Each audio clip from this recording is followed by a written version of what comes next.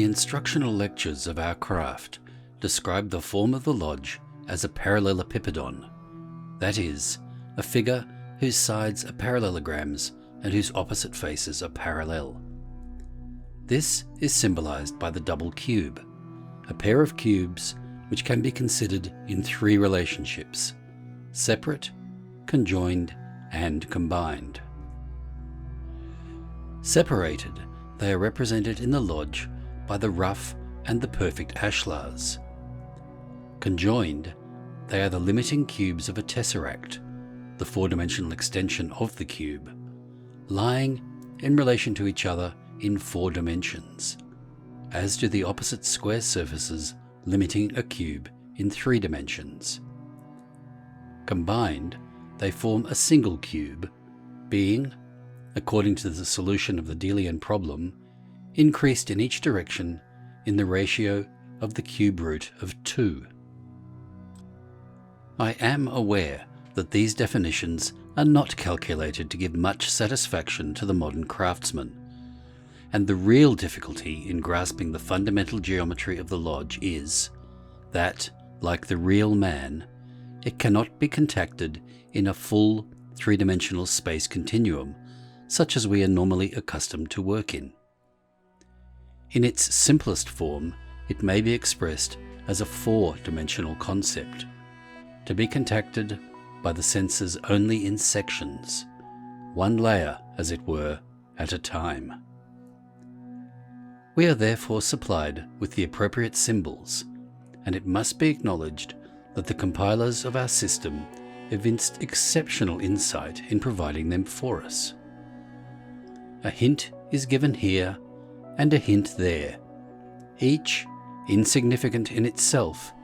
yet in the aggregate giving the measure and the stature of the cosmic man, whom it is the intention of our ritual to present to our view. I would in this place call to your minds the methods of advance and the regular steps appropriate to the 3 degrees of the craft, for these demonstrate a progression through stages of increasing dimensionality, culminating in the beautiful 4-dimensional symbolism of the Master Mason's advance. The advance in the 3rd degree, of course, illustrates perfectly the axiom of spiritual science, that the perfect cube must, of necessity, pass through the metamorphosis of the cross, and I am prepared to affirm that any order formed with the aim of studying the composition and nature of the manifested universe must inevitably incorporate the symbolism of the cross. We know that the symbol of the cross is the keynote of the New Testament, of the volume of the Sacred Law. It is also the quaternary in nature, the 4 letters of the holy name, IHVH, the Tetragrammaton, which, with the addition of the letter of the Holy Spirit, Shin, becomes Yeshua, the name of the Messiah. In alchemy, whether spiritual or physical, we are told that the ultimate secret is to find the center of the cross. A true understanding of the 4-lettered name, containing, as it does, the powers of the 4 elements of nature, air, water, fire, and earth, from their lowest degree to their highest aspect, would imply a knowledge and power of creation, as well as that of death and destruction. The ancient wisdom implied that this name might only be pronounced by the initiate who has attained the supreme initiation, that is to say, he who has learned to be one with the first mover and be his will. I will leave you to reflect upon the full import of the symbolism of the universal cross as this is illustrated in our craft system of initiation. I have mentioned the symbolism of the double cube, and I now wish to discuss briefly the possibility of correlating this with the Greek conception of the regular dodecahedron. I freely admit that the mathematical correlation is not easily grasped by those brethren whose mode of thought is not naturally along pictorial and geometrical lines, but it can be made so to some extent by means of models. By the use of models, it can be demonstrated that if the cubic block is divided in a certain manner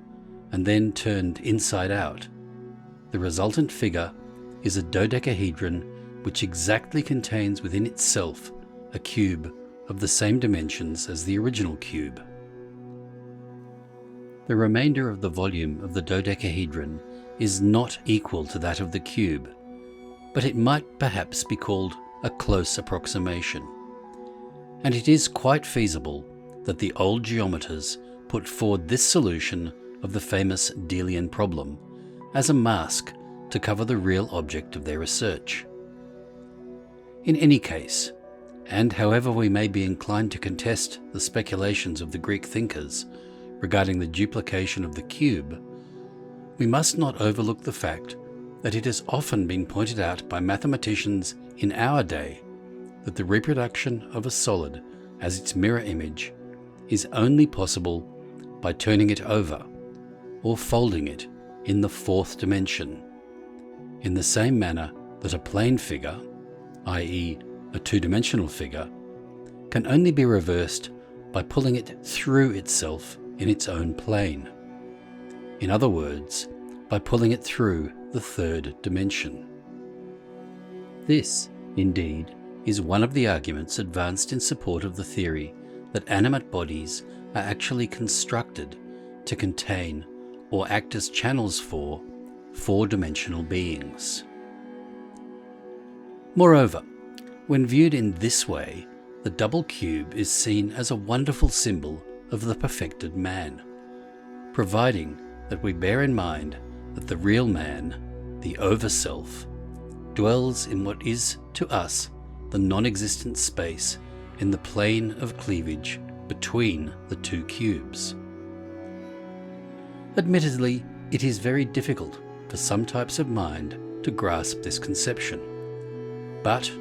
once grasped, it will be found to shed a great deal of light upon man considered as a geometrical being, in himself representing the geometrical conception or genesis of a cosmos. Man made in the image of God, the microcosm manifesting as the model of the macrocosm. There are several Masonic layouts which illustrate different geometrical designs of the symbolism of the lodge, but as these are found on examination to be nearly all based upon the 3, 4, 5 triangle of Euclid, this aspect of the subject forms a complete study by itself, and we must leave it until a more favourable opportunity presents itself. The symbolism of the two triangles was intended to illustrate diagrammatically the psychological classification of the personality and the individuality. According to the symbolism, these were shown to gradually approach and merge with a central point representing the mind, thus giving rise to many of our best-known Masonic symbols. There is one symbol, however, belonging to a degree now lying outside the range of the craft system, which I ought to mention here, as it is implied in the 3 degrees, and is essential to a proper understanding of our present study. This symbol is known as the 4-pointed star,